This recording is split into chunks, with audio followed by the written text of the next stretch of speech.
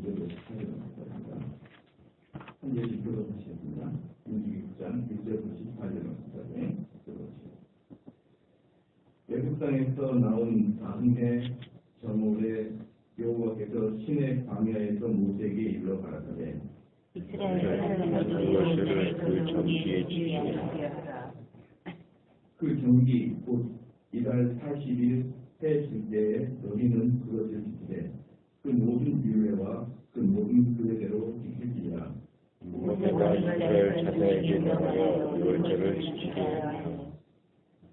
그들이 정월 14일 해 질 때에 시내 광야에서 유월절을 지켰으되 이스라엘 자손이 여호와께서 모세에게 명령하신 것을 다 조차 행하였더라. 그때 사람이 시체로 인하여 부정케 되어서 유월절을 지킬 수 없는 사람들이 있었는데 그들이 당일에 모세와 아론 앞에 이르러 그에게 이르되 우리가 사람의 시체를 인하여 부정케 되었거니와 우리를 금지하여 이스라엘 자손과 함께 정기의 여호와께 예물을 드리지 못하게 하시는 어찌입니까? 모세가 그들에게 이르되 기다리라. 여호와께서 너희에게 대하여 어떻게 명하시는지 내가 들으리라. 여호와께서 모세에게 일러 가라사대 이스라엘 자손에게 고하여 이르라.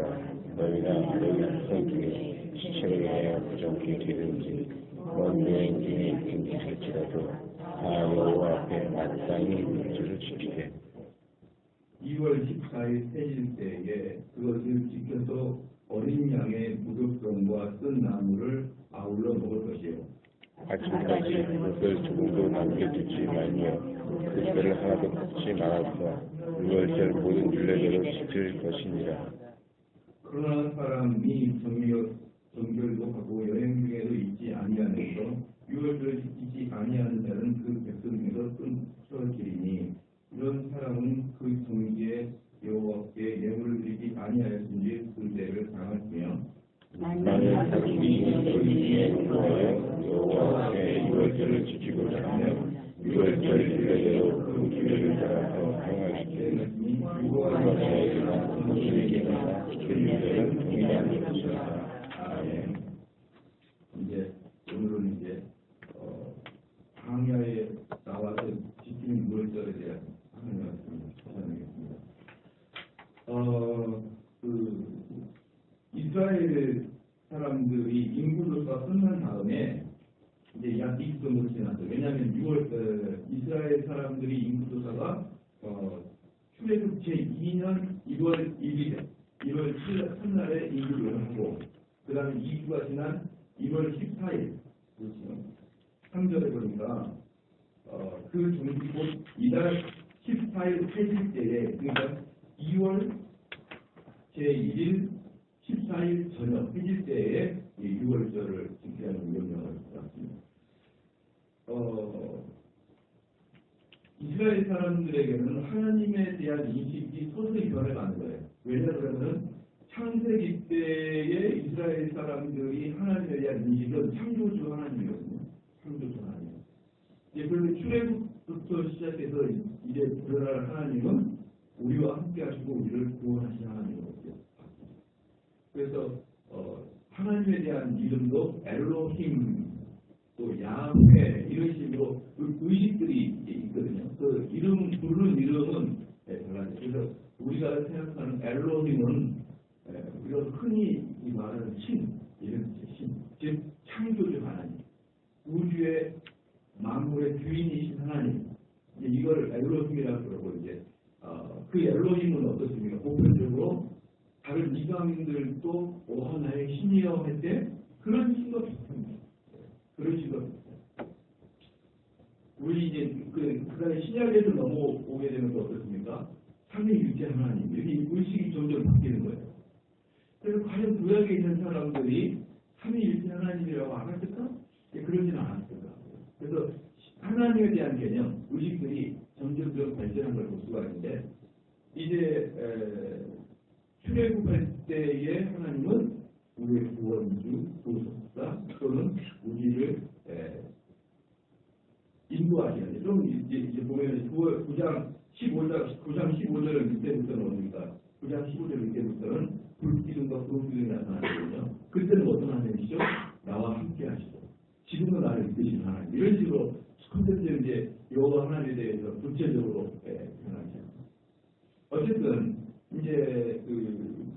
유월절을 지키라, 유월절을 지키라 할 때 유월절은 어떤 하나님의 이시냐 그러면은 우리를 값없이 구원하시고. 그래서 여러분 유월절이 어떻게 일어나는지 아시죠? 출애굽 당시에 이스라엘의 사람들만 죽지 않냐고. 이스라엘 사람을 제외한 예굽의 장손이나 심지어 가축들의 첫 새끼까지 다 죽었던 게 그때 사건인데 이스라엘 사람들만 문설주의 그 어린 양의 피를 바르므로 살아났던 일이잖아요. 그러니까 6월절의 개념은 뭐냐면 6월절을 지키라 이 개념은 뭐냐면 너희가 은혜로 구원을 받았다는 것을 알아야 은혜. 너희들의 어떤 행위와 노력으로 구원받는 게 아니라 너희들이 애국 사람하고 더불어서 총칼을 들고 전쟁에서 그 해방을 맡기는 게 아니라 순전히 하나님으로부터 은혜로 말미암아 구원하는 것을 기억하라. 이게 6월절을 지키라. 이거 어떻습니까? 우리 신약에 예수 그리스도를 통하여 오직 은혜로만 구원받는 것처럼 구약에서도 가만히 보니까 은혜를 통하여 구원을 받는 것이죠. 그래서 재능이 뭐냐면요. 이들이 그 6월절에 대해서 성경에서 네 부분에 대해서 이렇게 네 부분으로 6월절을 하는데요.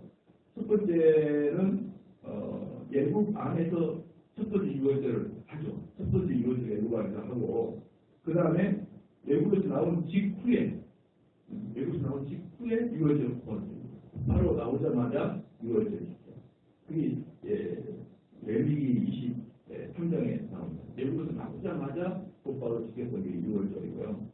그 다음에 이제 광야에서 6월절, 광야 생활을 시작할 때 6월절, 오늘이 바로 그거예요. 민수기 9장입니다. 그런데 이 민수기 9장은 하나님께서 광야에 대한 삶을 살아가기 직전에 6월절을 시작하고 그리고 10장, 민수기 10장부터 본격적으로 이제 광야 생활이 돼요. 광야 생활. 그래서 출애굽을 한 다음에 이제 본격적인 고난과 고통 이 시작되기 직전에 6월절을 지키라고 하나님이 명령을 하시고요. 그게 이제 오늘 첫 번째는 예국의 일인데 출애굽하자마자 두 번째 했고 광야에 대한 생활을 시작하기 직전에 6월절 지키라라고 이야기했고 네 번째는 가나안 땅에 들어가서 6월절을 본격적으로 지키는 여호수아 5장에서 사건이었습니다. 지금 처음에 예국 땅에 두 번째 예국에서 나오자마자 한번 레위기 있습니다. 그 다음에 오늘 본문 광야의 생활을 하기 전에 그리고 실질적으로 6월절을 지키기를 원하는 게 언제냐면 실질적으로 6월절 지키기 언제냐면 여기가 이제 가나안 땅에 들어가서 부터는 6월절을 지킵니다. 이렇게 얘기하거든요. 그래서 이것은 뭐냐면 과거, 현재 그리고 미래까지도 이 6월절의 의식을 잃지 말아라. 그런데 이제 특별히 여기서도요. 오늘 같은 경우는 이제 광야의 고난과 고통을 앞에 두고 인생의 여정을 앞에 두고 시작할 때 어떻게 하냐면 너희가 하나님이 너희를 구원하는 것을 기억하는 거예요. 그러니까 우리 성도들이 이 땅을 살아가면서 최종적으로 마지막으로 어디까지 갈 때 하늘 보좌 앞에까지 갈 때 우리 인생을 살아가기 전에 여러분은 항상 기억하게 오니까 우리는 은혜로 구원받는 거다. 우리는 하나님의 은혜로 말미암아 구속을 받은 자이기 때문에 그 구속받은 자의 삶을 살아가야 된다 이 말이에요. 바로 여러분들이 그 의식이 있는 자가 이 땅을 살아갈 때 소망자로 살아갈 수 있다는 것입니다. 조금 더 이야기하게 되면 오늘 하루도 살아갈 때 여러분은 구원받은 자의 의식을 가지고 살아가야 돼요. 매번만 왜 잠깐만. 그래서 우리는 하나님께서 과거에 우리를 구원해 주셨고요. 애굽에 있을 때 우리를 구원해 주셨고 그 다음에 우리가 이 땅을 살아갈 때도 우리가 우리를 구원해 주셨다는 걸 의식해야 되고 그리고 앞으로 가나안 땅에 들어가는 즉 미래에까지도 하나님이 나를 구원했다는 걸 여러분이 믿으셔야 됩니다. 그래서 이제 보면은 이 민수기 9장에 나와 있는 그 출애굽 그러니까 6월절 사건은 그럼에도 불구하고 최종적인 6월절을 행사는 언제 합니까? 가나안 땅에 들어가서 하기를 최종적으로. 그게 목표예요. 출애굽 때 그리고 지금 광야 직전에 이것들은 앞으로 가나안 땅에서 유월절을 지키기 위한 예비적 단계이고 실질적으로 가나안 땅에 들어가서는 철저하게 유월절 지켜야 되는데 얼마나 철저하게 지켜야 되냐면요. 6절에 이런 답변이 나옵니다. 때로 사람이 시체로 인하여 부정케 되어 유월절을 지킬 수 없는 사람들이 있는데 그들이 당일에 모세와 아론 앞에 있어. 즉 이스라엘 사람들에게는 시체를 만질 수 없습니다. 이스라엘 사람은 시체를 만질 수 없어요. 시체를 만졌다. 그런 일주일 동안, 즉 7일 동안을 그 공동체 산악들과 격리해서 살아야 되는 거죠. 왜 이들은 시체를 만지면 안 되니까? 죽음은 죄에 대한 결과라고 생각하기 때문에 그 죄에 대한 결과물이 죽음을 만든다는 부정체 됨으로 말미암아서 일주일간의 공동체 생활과를 끊겨져야 됩니다. 그런데 그 공동체 기간 동안에 그 시간 안에 시체를 만진 거예요. 즉 만약에 이번 주일날이 안식일인 6월절인데 내가 오늘 시체를 만든 거예요. 그럼 일주일 안에 그 복음이 들어와 있잖아요. 그럼 이 사람 6월절을 지킬 수가 없는 거예요. 그럴 때 어떻게 되냐면 실절에 그에게 이르되 우리가 사람의 시체를 인하여 부정케 되었거니와 우리는 금지하여 이스라엘 자손과 함께 정기에 여호와께 예물을 드리지 못하게 하시는 어찌입니까? 즉 시체를 만짐으로 해서 6월절을 지키지 못하는 것은 엄청나게 두려운 일이다 이 말이에요. 그래서 하나님께서 용납하지 않는데 우리를 어떻게 하면 좋겠습니까? 이렇게 묻는 거예요. 13절 말씀에 그러나 사람이 정결도 하고 여행 중에도 있지 아니하면 그래서 6절 7절도 같은 상황을 통해서 어쩔 수 없이 굳이 불식간에 6월절을 지킬 수가 없는 경우 있잖아요. 이렇게 부적을 찾다든지 아니면 먼 나라를 여행하고 있다든지 이런 사람들 굳이 불식간에 6월절을 지킬 수 없는 사람을 위해서 한 달 후에 다시 6월절을 또 만들어요. 2월 14일. 그러나 그런 굳이 불식간이 아닌 충분히 6월절을 참석할 수 있음에도 불구하고 참석하지 않는 자에 대한 경고가 13절 나오는데요. 그러나 사람이 정결도 하고 여행 중에도 있지 아니하면서 6월절 지키지 아니하는 자는 그 백성에서 끊겨지니 이런 사람은 그 정기에서 여호와께 예물을 드리지 아니하신즉 그 죄를 당할지요. 만일 타국인이 너희 중에 누구하여 여호와께 6월절을 지키고자 하면 6월절 율례대로 규례를 따라서 행하시니 무고한 자에게나 권소에게나 그 율례는 동일할 것이다. 6월절을 얼마나 중요하게 여기냐면은 의도적으로 6월절을 지키지 않는 자에게는 그 이스라엘 공동에서 잘라버려야 돼요. 뜯어버려요.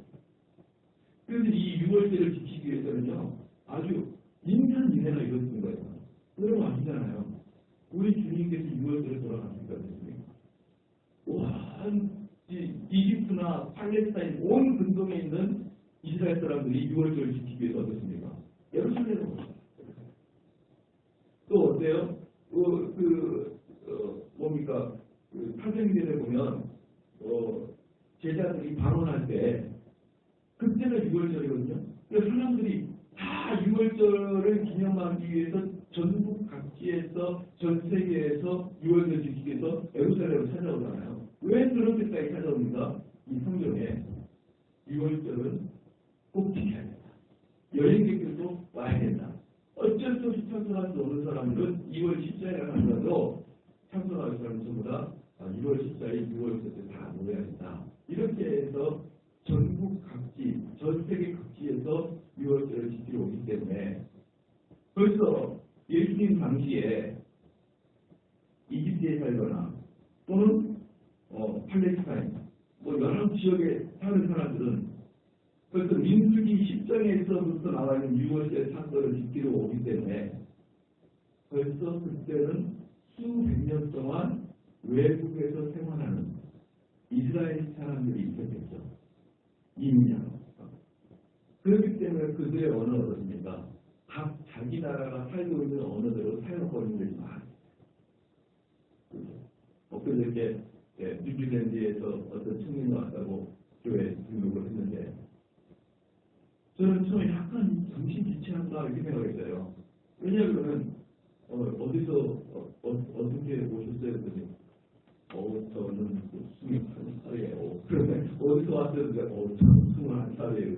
김현숙이 작가님 정신이 워낙 따라다녔어요. 했더니만 5살에 이민 가가지고 한국말을 못 알아듣고, 언어도 엉성해요. 이 21살이에요. 그러면. 이런 식으로 5살에 벌써 간 사람들은 어때요? 한국말을 잘 못하잖아요. 근데 수백 년 동안 이미 이 전 세계 각지에 이미 디아스포라로 흩어져 있기 때문에 사람들은 언어를 못했어요. 그런데 그런 사람들 대상에서 제자들이 어때요? 각 나라 말로 번역을 해주는 거예요. 하나님 복음을. 그러니까 사람들이 깜짝 놀라는 거예요. 아니 얘네들은 어부잖아. 얘네들은 태어나서 밖을 나가보지 않은 사람인데 어떻게 영어를 하고 어떻게 독일어를 하고 어떻게 러시아말 하지? 이런 말이에요. 제자들이 각자 나라 말을 말했거든요. 그게 어느 나라입니까? 6월절이에요. 6월절. 왜? 6월절은 다 모여. 다 와야 돼. 그게 이스라엘 백성들한테 명령이야. 그게 바로 민수기 10장의 명령이 나와요. 어찌해든 와서 지키라. 만약에 시체를 만들어서 어쩔 수 없이 너희가 굳이 불식사를 지킬 수 없으면 그럴지라도 한사도 왜 다시 오라. 이렇게 했습니다. 사랑하는 성도들, 왜 그럴까요? 특별히 아까 설명드렸지만 너희들이 이 예국에 있을 때, 가나에 있을 때 그때는 6월절 지켜야 되지만 진짜 본격적인 6월절은 가나안 땅에 들어갈 때 너희들이 6월절 지켜야 되는데 이 6월절은 이스라엘 백성들한테는 죽어도 지켜야 된다. 왜 이렇게 6월절을 강조했을까요? 바로요. 가나안 땅에 들어가게 되면은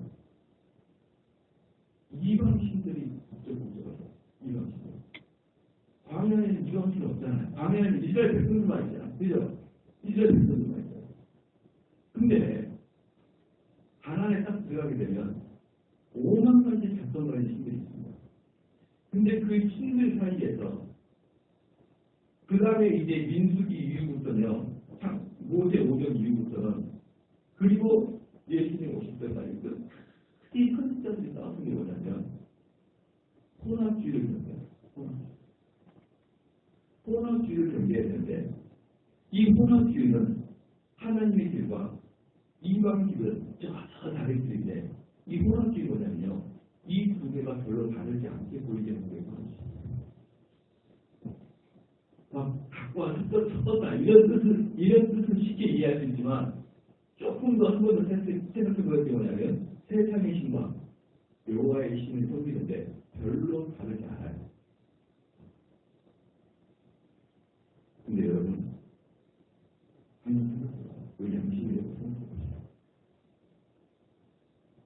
우리가 하나님을 부르고 있고 예수님 부르죠. 근데 하나님 예수님 다음 대신 부처님이라고 얘기해요. 부처님.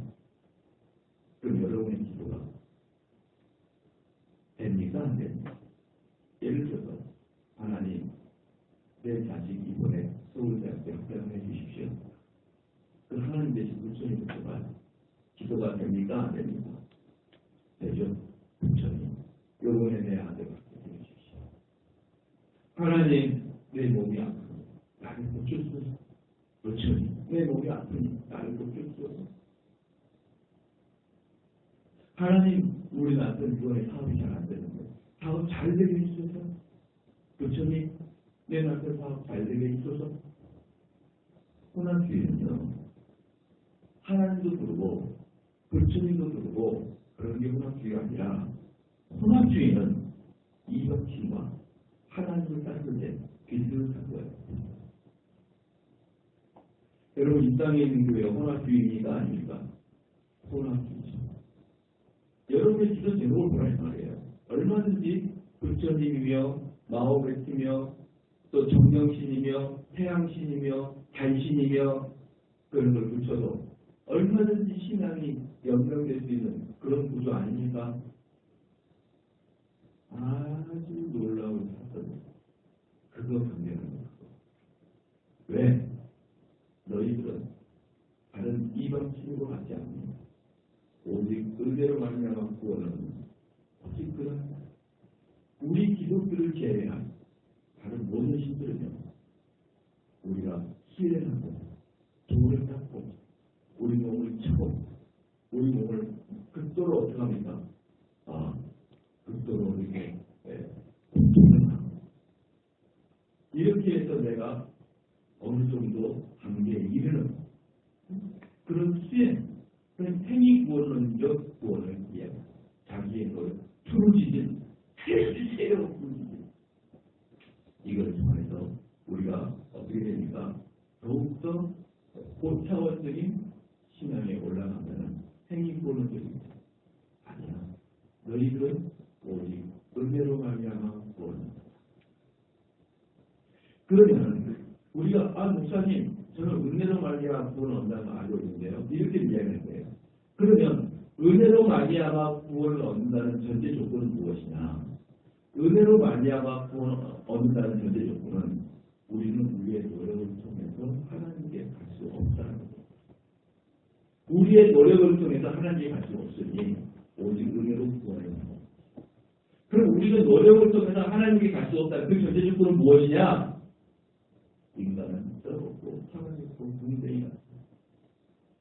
그래서 인간이 얼마나 썩었고 가능성이 없고 타락했는지 무지하고 무능한지 이 개념을 여러분이 확실히 갖고 있는 게 은혜 구원론의 전제죠.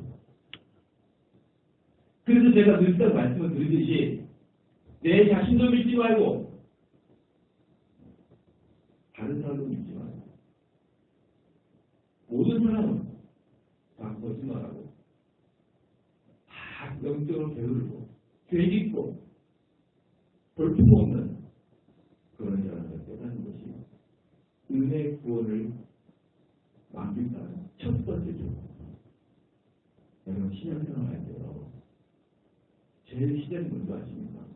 시작은 놀랍게도 인간이 어떤 존재인가를 깨닫는 게 신앙의 시작이에요. 즉 인간을 완전히 가능성이 없는 존재로 볼 것인가? 이건 은혜 구원의 시작입니다. 그런데 사람이 그래도 나는 그런 소망이 있다고 생각하는 경우는 절대로 은혜 구원에 들어갈 수 없습니다. 가끔 이런 이야기를 하죠. 그래도 세상은 아직 할만해. 그게 바로 행위구원입니다. 사람들은 뭐 이렇게 조금 서정적으로 이야기하려고 그래도 아직까지 세상은 선한 게 있어. 세상에서 선한 것을 발견할 수 없습니다. 철저하게. 그러므로 내 자녀, 내 남편, 내 가족, 이 사회, 이 나라에 소망이 있으려면 그들이 하나님 말씀 듣지 않으면 어떠한 경우도 소망이 없다라고 생각하는 경우가 전적 살아가는 주장하는 사람들이 상승됩니다. 그럼 전적 살아가는 사람은 어떤 일을 할까요? 무조건 하나님 말씀을 듣게끔 하는 것이 이 가정과 이 자녀와 더 나아가서 이 사회와 이 나라를 치유할 수 있는 유일한 방법을 생각하는지 아니야.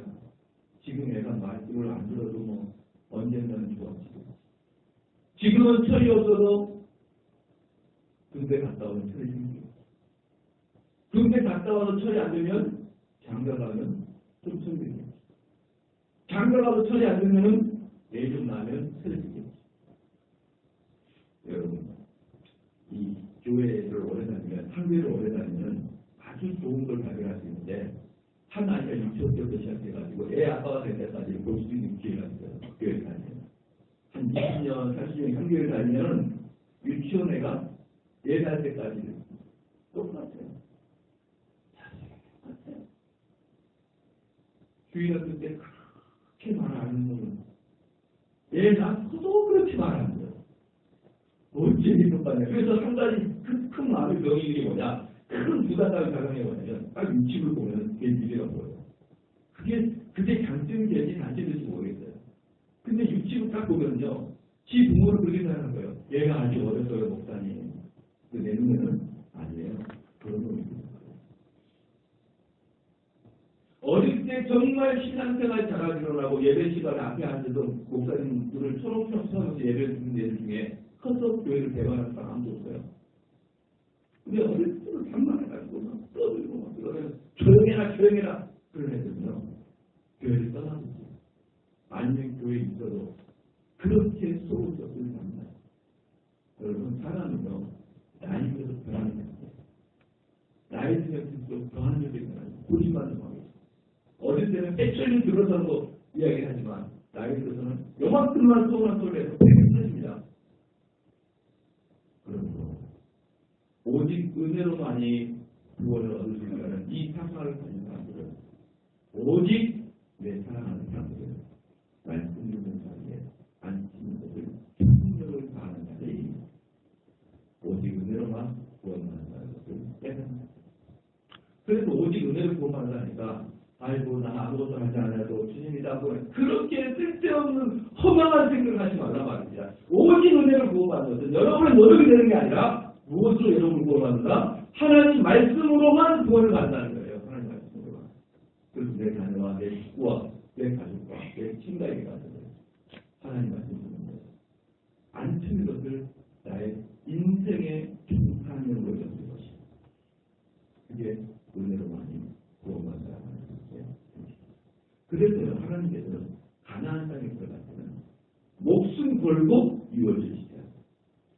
가나안에 들어갈 때는 어떤 다른 신과 타협하지 말고 오직 은혜로만. 지금 무슨 말입니까? 네가 보고 있는 너 앞에 있는 백성들, 너 앞에 있는 너의 자녀들, 너 앞에 있는 너의 친구들, 걔네들 가망성 없다는 걸 깨닫고 매년마다 6월절 지킬 때마다 그래서 그들은 전 세계 각자 퍼져 있어도 그 6월절 때만큼은 와서 너희들이 어떤 존재인지, 너희들이 얼마나 가능성이 없는 존재인지, 너희들이 오직 예수 그리스도의 은혜만으로 보혈의 피만으로 너희들이 구원을 받아야 됩니다.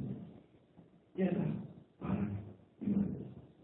사랑하는 여러분, 여러분의 인생 모습을 하나님 말씀 듣는 대로 모습을 잡아야 돼요.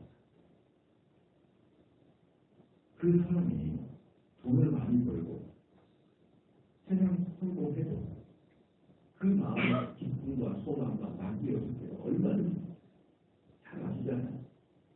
성공했던 사람들 중에서 자살하는 사람이 있다는 거 잘 아시잖아요. 우리는 성공을 안 해봐서 잘 모르겠지만 성공한 사람들도 자살, 최소한 자살 안 해도 그 가정이 파탄나고 그 자녀들이 공부할 때 반항하고.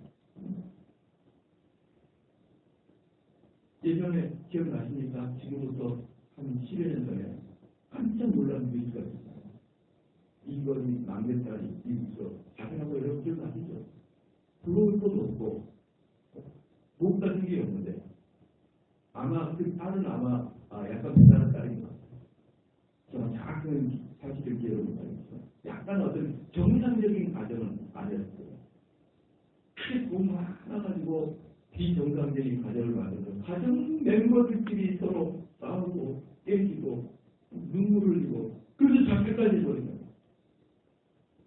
여러분, 그렇기 때문에요.